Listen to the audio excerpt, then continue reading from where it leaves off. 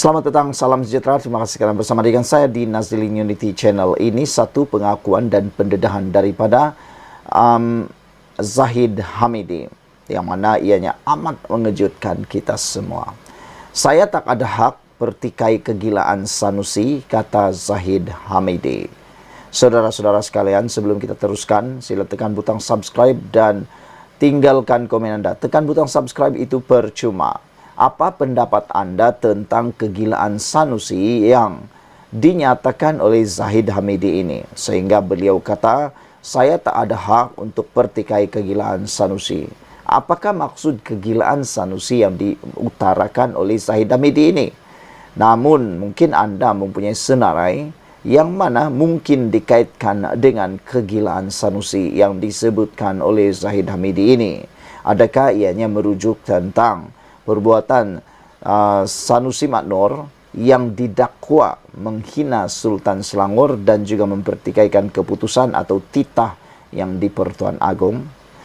Pengerusi BN Ahmad Zahid Hamidi memperolokkan kenyataan pengarah pilihan raya PN Muhammad Sanusi Maknur bahawa UMNO bakal berkubur dalam dua pilihan raya kecil PRK di Johor. Tanyalah dia, kenapa dia cakap macam tu, kata Zahid Hamidi. Saya tak ada hak untuk mempertikaikan kegilaan seseorang, kata beliau lagi, sambil tertawa kepada pemberita di luar Dewan Jubli Intan Sultan Ibrahim Johor Bahru. Ahmad Zahid berkata demikian ketika diminta mengulas kenyataan Sanusi semalam yang mendakwa Johor bukan lagi kubu kuat BN dan PN bakal menewaskan pencabarnya di Parlimen Pulai dan Dun Simpang Jeram. Sanusi dilihat atau dilapor berkata pengundi akan terus menolak UMNO dalam PRK itu disebabkan kerjasama parti itu dengan PH dan pengerusinya Anwar Ibrahim. Sampai masa sudah BNPH akan terbalik dengan gelombang ini di sini di Johor. Dilahirkan di sini juga untuk kuburnya, bukan lagi kubu kuat, katanya dipetik utusan Malaysia. Terdahulu, Ahmad Zahid Hamidi bersama pemimpin dan penyokong BNPH mengiringi calon gabungan itu bagi kerusi Parlimen Pulai Suhaizan Kayat ke pusat penamaan calon di Dewan Jubli Intan Sultan Ibrahim Johor Bahru. Ahmad Zahid berkata, sokongan yang ditunjukkan ketika penamaan calon hari ini menunjukkan keserasian antara parti dalam kerajaan hari ini yang bukan sahaja membabitkan komponen BN malah antara PH dan GRS. Ditemui pemberita selepas pengumuman calon, Suhaizan berkata dia memulakan khidmat di Pulai sebagai setiausaha politik kepada Allahyarham Salahuddin Ayub selepas penyandang ahli Parlimen Pulai itu dilantik sebagai Menteri Perdagangan Dalam Negeri dan Kos Sarahidu. Justru kata Suhaizan, dia yakin kekuatan jentera PH memberikan kelebihan untuk dia mempertahankan kerusi berkenan. Suhaizan menentang calon PN Zulkifli Jaafar dan calon bebas Samsudin Muhammad Fauzi. Saudara-saudara sekalian, beberapa hari yang lepas, Nur Jazlan telah mengatakan bahawa apa yang dibawa oleh Sanusi tidak akan terpakai di Johor. Adakah itu akan berlaku? Apa pendapat anda semua? Dan menurut kenyataan yang kita baca di laman-laman web, mereka menjangkakan bahawa PHBN akan menang di Parlimen Pulai. Sekian dulu untuk kali ini. Jangan lupa tinggalkan komen anda, tekan butang subscribe. Kita jumpa lagi. Bye-bye. Selamat petang, salam sejahtera. Terima kasih kerana bersama dengan saya di Nazilin Unity Channel. Saudara-saudara sekalian, dipetik daripada Harapan Daily, ini satu dakwaan yang sangat mengejutkan kita semua apabila ahli PAS sertai amanah kerana takut kalah, kata Hadi. Sebelum kita teruskan ulasan pada petang ini, jangan lupa tinggalkan komen anda, tekan butang subscribe itu percuma dan anda tak bayar apa-apa. Saudara-saudara sekalian, Presiden PAS hari ini, Abdul Hadi Awang, mendakwa tindakan segelintir ahli dan bekas pemimpin parti itu menyertai amanah adalah kerana takut kalah dalam pilihan raya. Berucap dalam ceramah Perdana PN Johor malam tadi, Abdul Hadi turut menyifatkan mereka sebagai lemah semangat sehingga sanggup meninggalkan dasar perjuangan PAS. Terdapat kalangan PAS yang lemah semangat, yang mana mereka sanggup dan sayang nak tinggalkan DAP, takut tak menang pilihan raya, kata beliau. Orang yang takut tak menang itu yang masuk Parti Amanah ini dan yang ikut Parti Amanah ini adalah kerana nak menang pilihan raya, kata beliau lagi. Saudara-saudara sekalian, beginilah apabila pilihan raya menjelang, apabila saja ada orang menyertai parti lain, pasti akan diberikan pelbagai gelaran oleh parti yang lain, termasuklah oleh PAS. Abdul Hadi Awang mengatakan mereka sanggup meninggalkan prinsip dasar perjuangan PAS, katanya di markas PAS kawasan Bakri Muar malam tadi. PAS PN dalam usaha untuk merampas 2 kerusi yang ditinggalkan oleh Raham Salahuddin Ayub, iaitu kawasan Parlimen Pulai dan Dewan Undangan Negeri Dun Simpang Jeram. PN meletakkan timbalan Ketua Bersatu Pulai Zulkifli Jaafar sebagai calon dalam PRK peringkat kerusi Parlimen, manakala timbalan Pesuruhjaya PAS Johor Dr. Muhammad Mazri Yahya di Dun Simpang Jeram. Parti Kerajaan pula menamakan bekas Speaker Dewan Undangan Negeri Johor Suhaizan Khayat untuk PRK Pulai, manakala timbalan Ketua Amanah Bakri Nazri Abdul Rahman di peringkat Dewan Undangan Negeri. Kedua-dua calon daripada parti kerajaan adalah daripada ahli amanah. Ahli ataupun Abdul Hadi juga mendakwa keengganan DAP menerima hukum hudud mendorong PAS menggerakkan usaha menukar kerajaan ketika PH yang mendapat mandat daripada pengundi pada tahun 2018 mentadbir negara. Kata ahli Parlimen Marang itu, dia kemudian berjumpa Dr. Mahathir Mohamad yang ketika itu menjadi Perdana Menteri untuk bertanyakan keadaan dalam kerajaan. Tun Mahathir kata, saya tak sangka jadi begini, tak tahu apa nak jadi apabila orang Islam tak memimpin, Melayu tak memimpin, kata Tun Mahathir lagi. Saya kata, Tun, kita usahakan satu ahli Parlimen Melayu, Bumi Putra, masukkan juga China dan India yang tak ekstrim bergabung, kata beliau. Cukup jumlah kita ubah kerajaan, maka berjayakah kita ambil kerajaan, katanya, menceritakan mengenai insiden langkah Sheraton yang berlaku pada akhir 2022 Februari. Saudara-saudara sekalian, dengan pengakuan daripada Hadi Awang berkaitan dengan langkah Sheraton ini, nampaknya kita sudah tahu siapakah yang mastermind dalam insiden langkah Sheraton pada akhir Februari 22 itu. Apabila Hadi Awang sendiri menyatakan bahawa dia kata kita usahakan merujuk kepada kerjasama dengan Tun, satukan ahli Parlimen Melayu Bumi Putra, masukkan China dan India yang tak ekstrim bergabung, kata beliau. Cukup jumlah kita ubah kerajaan, maka berjayakah kita ambil kerajaan, kata beliau lagi. Sekian dulu untuk kali ini. Jangan lupa tinggalkan komen anda, tekan butang subscribe. Kita jumpa lagi. Bye-bye. Selamat pagi, salam sejahtera. Terima kasih kerana bersama dengan saya di Nazlin Unity Channel. Dipetik daripada Harapan Daily, ini satu pendedahan yang luar biasa. Ditulis oleh Fatih Aris Omar, bersatu sekadar makan sisa-sisa nasi tambah PAS. Saudara, ini pastinya akan membuatkan minda dan pemikiran kita terbuka, berlapang dada untuk mengetahui fakta yang dituliskan oleh Fatih Aris Omar ini, dipetik daripada Harapan Daily. Apa pendapat anda tentang isu dan juga tajuk kali ini? Adakah benar bersatu hanya sekadar makan sisa-sisa nasi tambah PAS? Benarkah parti bersatu sebenarnya hanya mendapat bahagian-bahagian yang tinggal sisa-sisa saja daripada PAS? Kita lihat dahulu fakta yang didedahkan ini. Ada orang yang pertikai, kenapa saya dedah PAS sisihkan bersatu di negeri-negeri Terengganu, Kelantan dan Kedah. Di negeri lain yang Perikatan Nasional PN kalah, apa cerita? PAS korbankan dirinya untuk bersatu atau sama juga? Sama sahaja. Kalau kita mahu faham PAS, kita kena sedar. Pertama, PAS suka kerjasama. Jarang ia bergerak solo sejak bersama Barisan Nasional. Kedua, PAS perlu bekerja sama untuk keluar. PAS perlu kerjasama untuk keluar dari kubu, iaitu timur dan utara. Ketiga, jika perlu guna logo lain, tukar slogan, tukar retorik, PAS akan buat. Keempat, Banyak kerjasamanya tidak bertahan lama, kecuali dengan PKR. Jika dapat kuasa, PAS akan bolot kuasa. Keenam, sebelum berkuasa, pengaruh parti sekutu tidak dibenar berkembang. Ketujuh, di tempat PAS tidak kuat, parti sekutu dibenar bertanding banyak kerusi. Kelapan, tapi PAS pilih kerusi sedap-sedap, boleh menang, walau tanding sikit. Kesembilan, selalu ungkit jentera PAS bantu parti sekutu. Ini baru muncul. Kesepuluh, rela peralat apa sahaja cara, elok atau tidak, asalkan matlamat tercapai. Di bawah ini ditunjukkan peratusan kerusi yang PAS menang di 6 negeri. Contohnya di Selangor.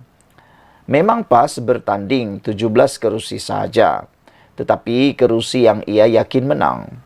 Bersatu menang, memang bertanding 33 kerusi, tetapi berapa dapat?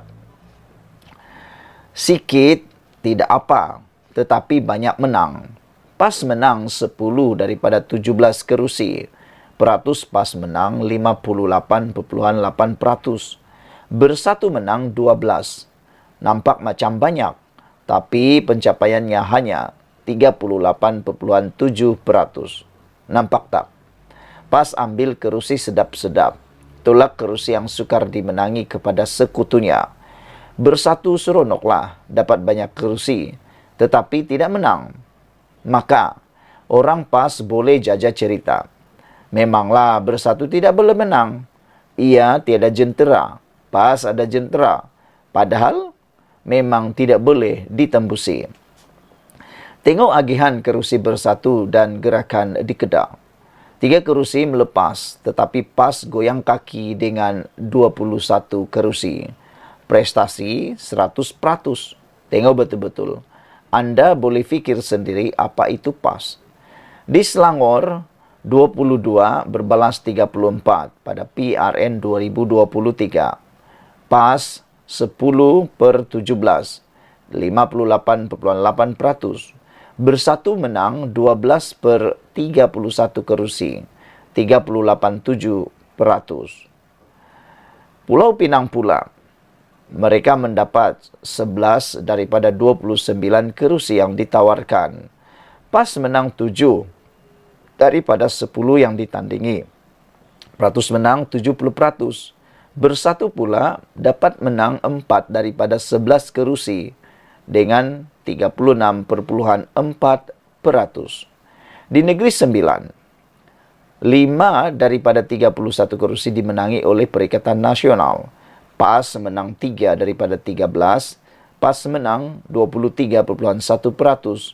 Bersatu pula 2 daripada 16 kerusi yang ditandingi dengan peratus 12,5%. Sebagai perbandingan, tengok pula bagaimana PAS bolot kuasa di 3 lagi negeri. Bersatu tersisi, dapat exco belas isan PAS sahaja. Kita tidak akan faham kalau tidak banding PRN 2023 dengan PRU 2018. Sebab itu, kita boleh lihat, kita boleh sebut, bersatu ini sekadar makan sisa-sisa nasi tambah PAS. Kita tengok ini. Terengganu, di Terengganu 32 berbelas kosong.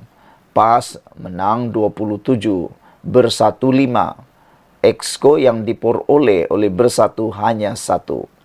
Pada 2018, PAS dapat 22 daripada 32 kerusi.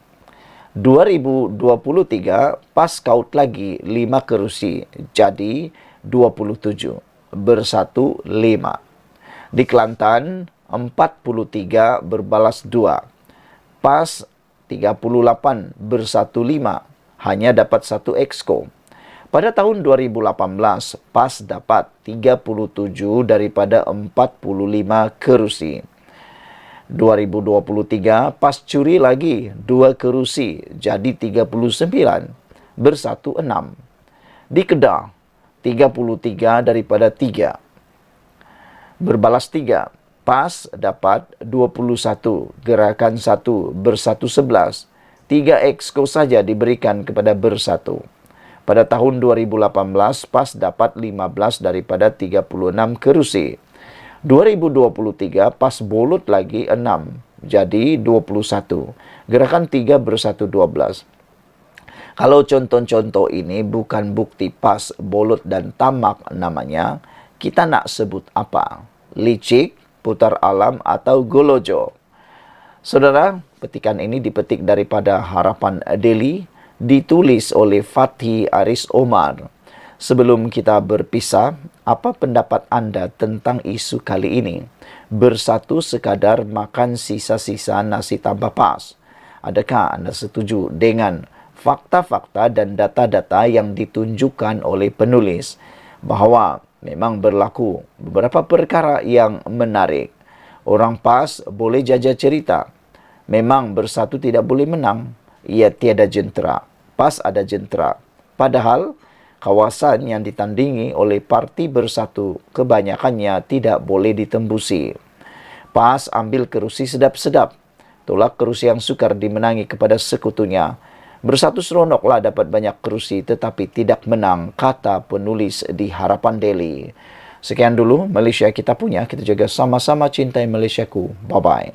Selamat pagi, salam sejahtera. Terima kasih kerana bersama dengan saya di Nazlin Unity Channel terkini. Ini berita terkini untuk keadaan dan situasi menantu Muhyiddin yang dalam keadaan kritikal pada waktu ini. Terkini, menantu Muhyiddin sah dikenakan notis merah oleh Interpol. Saudara-saudara sekalian, menantu Muhyiddin Yassin dan seorang peguam telah diletakkan dalam senarai notis merah Polis Antarabangsa Interpol kerana dikehendaki SPRM. Menurut utusan Malaysia, perkara itu disahkan oleh Ketua Polis Negara Razaruddin Hussein. Semalam di dalam artikel yang ditulis oleh sabudinhusin.com, kita telah membaca bahawa satu persoalan besar ditimbulkan untuk Muhyiddin Yassin. Persoalan itu ialah tidak malukah Muhyiddin bahawa menantu beliau kini menjadi bahan buruan, menjadi buruan kepada polis antarabangsa termasuklah Malaysia.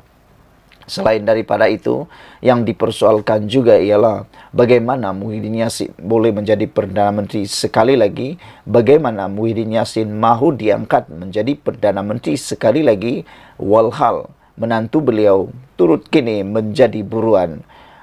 Selain itu, ada juga netizen yang mengatakan bahawa bagaimana Muhyiddin Yassin dapat memartabatkan, menguatkuasakan undang-undang kalau dia jadi Perdana Menteri sekiranya menantu beliau sendiri dicari dan diburu oleh pihak berkuasa, kata mereka lagi. Dan paling dicadangkan oleh netizen ialah supaya Muhyiddin dapat menghubungi menantu beliau ini untuk mengarahkan beliau pulang atau sekurang-kurangnya mendedahkan lokasi menantu beliau ini. Ada persoalan besar daripada netizen. Kenapa menantu Muhyiddin ini sanggup melarikan diri padahal dia tahu mentuanya itu ialah pemimpin besar dalam sebuah parti dan pemimpin besar Malaysia. Bukankah itu perkara yang memalukan mentua beliau, kata mereka. Dan kalau itu ada terjadi, dia sanggup melarikan diri dan sanggup pula untuk tidak memikirkan perkara yang akan menimpa terhadap Muhyiddin dan keluarganya. Mereka bertanya, apa sebenarnya yang mungkin cuba disembunyikan? Adakah isu yang mereka sembunyikan, kata netizen? Mereka mula menggunakan pepatah, iaitu berani kerana benar, takut kerana salah, kata mereka. Jadi, adakah beliau melarikan diri ini kerana takut sesuatu, kata mereka, walaupun menantu Muhyiddin telah pun mengeluarkan kenyataan bahawa beliau bukan melarikan diri tetapi menunggu untuk masa pulang ke Malaysia. Peguam yang turut disenaraikan dalam Interpol ini, senarai merah Interpol juga, mengatakan bahwa beliau sebenarnya teraniaya. Mereka akan balik kalau mereka tidak teraniaya, kata mereka lagi. Menjadi persoalan daripada netizen ialah apakah kalau Muhyiddin menjadi Perdana Menteri dan Perikatan Nasional menjadi kerajaan, sekali lagi dua buruan Interpol merah ini akan kembali semula ke Malaysia. Itu persoalan daripada netizen. Jadi saudara-saudara sekalian, ini yang terkini, menantu Muhyiddin kini dikenakan notis merah Interpol. Adakah Muhyiddin akan bertindak balas dengan mengarahkan menantu beliau ini pulang ke Malaysia atau memberitahu lokasi anak menantu beliau ini? Adakah Muhyiddin akan berani melakukan itu seperti yang dinyatakan oleh Sabudin? Tak malukah Muhyiddin untuk menantu beliau dijadikan buruan ini, dan bagaimana Muhyiddin mau jadi Perdana Menteri sekali lagi, kata mereka. Saudara-saudara sekalian, Ketua Polis Negara kita telah pun mengesahkan bahawa kedua-dua mereka ini telah diberikan tindakan notis merah dan kini menjadi buruan. Dua individu yang dimaksudkan ialah Muhammad Adlan Berhan dan juga Mansur Saad, peguam dan tokoh penting dalam NERS. SPRM mendakwa kedua-dua mereka ini dikehendaki berhubung projek yang melibatkan pendaftaran dan penyimpanan maklumat biometrik untuk pekerja asing. Kedua-duanya melarikan diri dari negara ini pada bulan Mei. Utusan Malaysia memetik sumber tanpa nama yang mendakwa Muhammad Adlan meninggalkan negara ini melalui sempadan Johor Bahru. Dia dipercaya berlepas ke negara ketiga, kata sumber itu. Muhammad Adlan melalui peguamnya mengeluarkan kenyataan yang mendakwa dia menjadi sasaran secara tidak sah dan menyebabkannya menderita dan berada di ambang kehancuran dari segi keuangan. Sekian dulu untuk kali ini. Jangan lupa tinggalkan komen Anda, tekan butang subscribe. Kita jumpa lagi. Bye-bye. Selamat malam, salam sejahtera. Terima kasih kerana bersama dengan saya di Nazilin Unity Channel. Tidak malukah atau tak rasa malukah Muhyiddin bila menantunya kini buruan Interpol? Macam mana nak jadi Perdana Menteri semula? Persoalan ini timbul dan persoalan ini bertitik tolak daripada tindakan pihak kerajaan Malaysia telah pun menyenarai merahkan menantu Muhyiddin dan seorang peguam dan disenaraikan merah dalam Interpol. Saudara-saudara sekalian, menantu Muhyiddin Yassin kini sah diletakkan dalam notis merah Interpol atau polis antarabangsa untuk ditangkap dan dibawa balik ke Malaysia. Ini bermakna Muhammad Adlan Berhan sekarang adalah orang buruan pihak berkuasa di peringkat antarabangsa dan dicari di seluruh dunia. Ada persamaan dengan Jolo? Iya, ada. Jolo pun telah disenaraikan sebagai senarai merah Interpol. Menantu Muhyiddin pun telah disenaraikan senarai merah Interpol. Jadi mereka sekarang mempunyai status yang sama. Ini bermakna Muhammad Adlan Berhan sekarang adalah buruan pihak berkuasa di peringkat antarabangsa dan dicari di seluruh dunia. Turut bersama diburu Interpol ialah seorang peguam Mansur Saad. Kedua-dua mereka dikehendaki SPRM untuk disiasat berkaitan dakwaan rasuah berhubung projek melibatkan pendaftaran dan penyimpanan maklumat biometrik untuk pekerja asing. Kedua-dua mereka dipercayai melarikan diri ke luar negara sejak bulan Mei tahun ini. Ya sudah, tindakan notis merah telah dikenakan terhadap mereka, kata Ketua Polis Negara. Ketua Polis Negara kita iaitu Razarudin Hussein hari ini mengesahkan berkaitan notis merah terhadap kedua suspek yang dikehendaki SPRM itu. Muhammad Adlan sebelum ini melalui peguamnya mengeluarkan kenyataan yang mendakwa dia menjadi sasaran secara tidak sah oleh SPRM yang menyebabkannya menderita dan berada di ambang kehancuran dari segi keuangan. Dia juga mendakwa akaun bank baik pribadi maupun yang dikaitkan dengan syarikatnya telah dibekukan tanpa notis. Bagi Mansur pula, dia mendakwa bahawa dia menjadi mangsa penganiayaan politik. Dengan disenaraikan dalam senarai merah Interpol ini, tidak rasa malukah Muhyiddin dengan apa yang sedang berlaku dan diperbualkan ramai. Di mata umum, gambaran yang terpampang dan sedang diperkatakan ramai ialah Menantu seorang bekas Perdana Menteri sedang diburu dan kini diletakkan dalam notis merah Interpol. Berikutan enggan menyerah diri. Di mana rasa tanggung jawab Muhyiddin sebagai pemimpin dan bekas Perdana Menteri? Jika tidak boleh meminta menantunya untuk menyerah diri, beliau tentunya boleh meminta anak perempuannya, iaitu isteri Muhammad Adlan, untuk memujuk suaminya agar segera kembali dan menyerah diri kepada SPRM. Lagipun, berapa lama mahu melarikan diri dan bersembunyi? Kenapa Muhyiddin tidak melakukannya? Terpenting sekali, macam mana nak jadi Perdana Menteri semula. Jika perkara penting seperti ini pun, yaitu memastikan menantu sendiri patuh kepada undang-undang pun gagal dilakukan. Saudara-saudara sekalian, sebelum kita berpisah, sila tinggalkan komen Anda, tekan butang subscribe, itu percuma, Anda tak perlu bayar apa-apa. Kita jumpa lagi, Malaysia kita punya, kita juga sama-sama cintai Malaysiaku. Bye-bye.